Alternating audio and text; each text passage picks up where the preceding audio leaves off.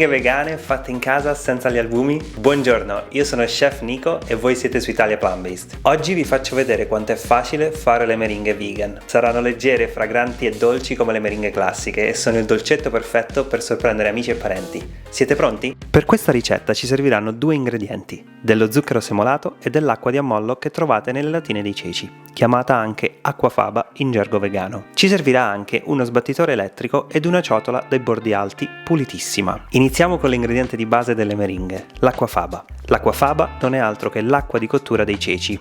Questo ingrediente di scarto si comporta esattamente come gli albumi dell'uovo quando lo montiamo. Il modo più semplice è quello di prendere dell'acqua dei ceci in scatola non salati.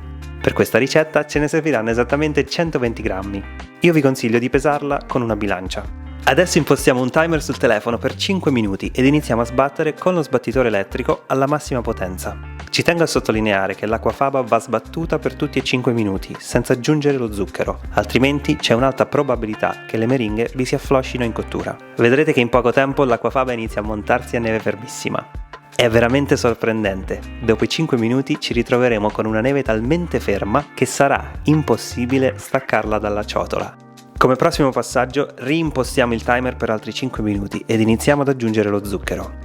Per 100 g di acquafaba utilizzeremo 160 g di zucchero. Non aggiungiamo lo zucchero tutto insieme, altrimenti la neve si smonta. Lo aggiungiamo 2 cucchiai alla volta, mentre sbattiamo con le fruste elettriche alla massima potenza. Prima di aggiungere altro zucchero facciamo passare 1 minuto. Noi ci aiutiamo sempre con il timer del telefonino. Consiglio di farlo anche a voi, almeno per le prime volte che fate queste meringhe, perché in questo modo siete sicuri di non far smontare l'acquafaba. Ecco, dopo gli altri 5 minuti abbiamo aggiunto tutto lo zucchero.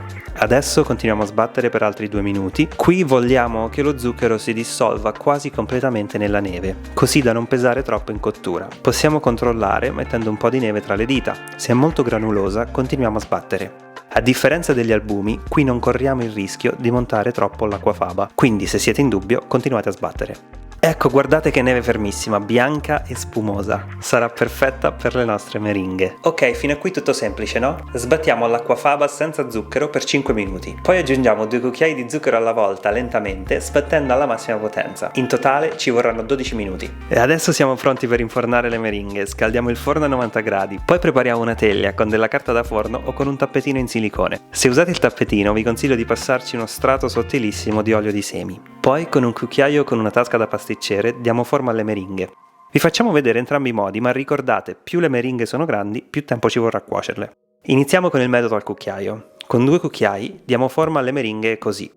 Le lasciamo belle alte e ariose, visto che si abbasseranno un po' in cottura. Dato che la neve è fermissima, possiamo anche renderle un po' più artistiche, con dei ciuffetti qua e là.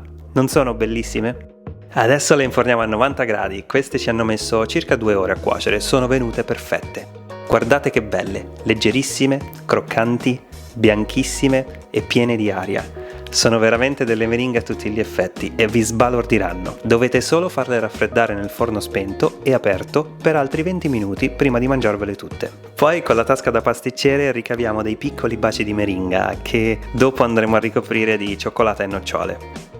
Mettete la neve nel sac à poche delicatamente, poi fate dei piccoli baci così.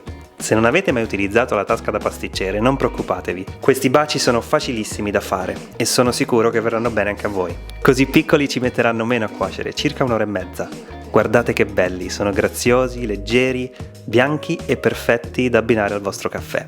Ma visto che noi siamo golosissimi, abbiamo deciso di provare a guarnire queste meringhe con cioccolato fondente fuso e granella di nocciole e pistacchi. Pronti? Tenetevi forte adesso!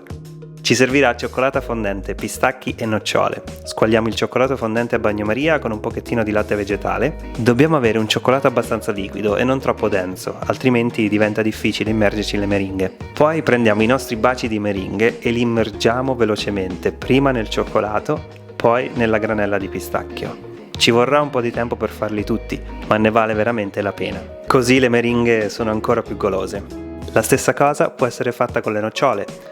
Ecco così, è proprio facilissimo e vi assicuro che servite in questo modo sono la fine del mondo, perché il cioccolato fondente bilancia perfettamente la dolcezza delle meringhe. Andranno benissimo come dolcetto fine pasto con il tè o il caffè. Ecco qua, spero che queste meringhe vegane vi siano piaciute. Prima di lasciarvi vorrei ricapitolare i 3 errori più comuni nel fare le meringhe vegane. Il primo è non sbattere l'acquafaba abbastanza. Per ovviare a questo utilizzate un timer mentre sbattete. Il secondo errore è quello di aggiungere lo zucchero tutto in una volta. Se fate così rischiate di smontare la neve, quindi anche qui utilizzate un timer e aggiungete lo zucchero 2 cucchiai ogni minuto. Il terzo errore è di avere una temperatura del forno troppo alta. La temperatura ottimale per fare queste meringhe vegan è tra gli 80 gradi e i 100 gradi.